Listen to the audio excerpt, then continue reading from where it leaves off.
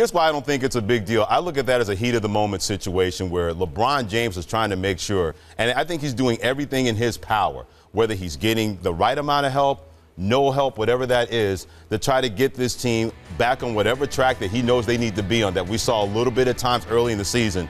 I think he looked at that situation. He wanted David Blatt to get under control, and words were not going to do it. Now, granted, you can't violate that protocol, but when you're LeBron James, you're going to be entitled to certain liberties and perks that other players are not going to be entitled to, because let's be honest, this is his team. It's Daniel Snyder owns it, not Daniel Snyder, excuse me, Dan Gilbert owns the team, but this is LeBron James' team, and everybody knows it. And even if David Blatt doesn't know it, he better figure it out pretty quickly. I'm not saying you can do that to your boss, because technically, according to the letter of the law, David Blatt's the boss, LeBron James is the player. But we know who the boss of Cleveland Cavaliers is. I look at that from that situation last night. It was a heat-of-the-moment thing. LeBron wanted, hey, I'll talk to the referee. You need to get back over there and coach our basketball team. And he wasn't doing it to the right amount of time that LeBron James wanted him to do. So George is right to a standpoint of, yeah, it's a big deal because of who it is. If this is anybody else, we're not talking about it. But because of the Cleveland Cavaliers, they're one game under 500. They've lost 6 in a row. They're a train wreck. That's why we're talking about it. And everything is going to be magnified. I'm not going to magnify that push because it was a heat-of-the-moment situation. LeBron James' first game back, and he wants things the way that they're supposed to be that we have not seen from Cleveland so far.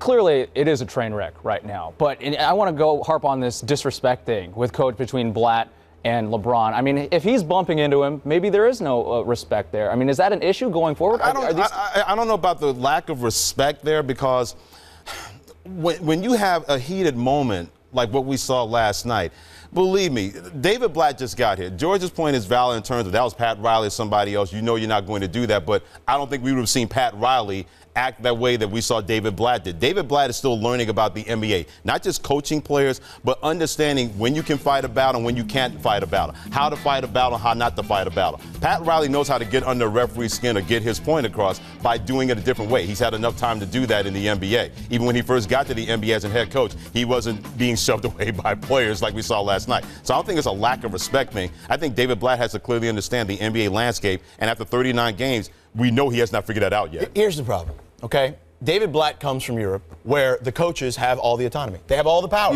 And he is now in a league where this is a players' league. Absolutely. Okay? Going back to, Magic Johnson back in the 80s, through Michael Jordan, through LeBron, through whomever. Okay? And I know the Cavs have tried their best here to try to kind of squash this a little bit by, as I mentioned, David Griffin coming out and defending David Blatt. And again, because it's the owner's guy. And I think they're still paying like 37 other coaches that they fired over the last several years. They're definitely still paying Mike Brown, right? Like, we know that for sure. Are they still paying Byron? They may still be paying Byron. It may be. I'm not sure. Okay, that's the thing. So they can ill afford to panic here, because that's a franchise that, let's be frank, right, has not been a pillar of the NBA community, right? It's not a franchise that you look at outside of the LeBron years. And look, I know they had the Brad Daugherty. No offense to our colleague Brad Daugherty. Because he's 6'11". Yeah. He'll beat him with you. Absolutely. They had that stretch there with those guys. But really, the real championship-type years were the years that LeBron was there. Absolutely. So outside of that franchise has been a mess,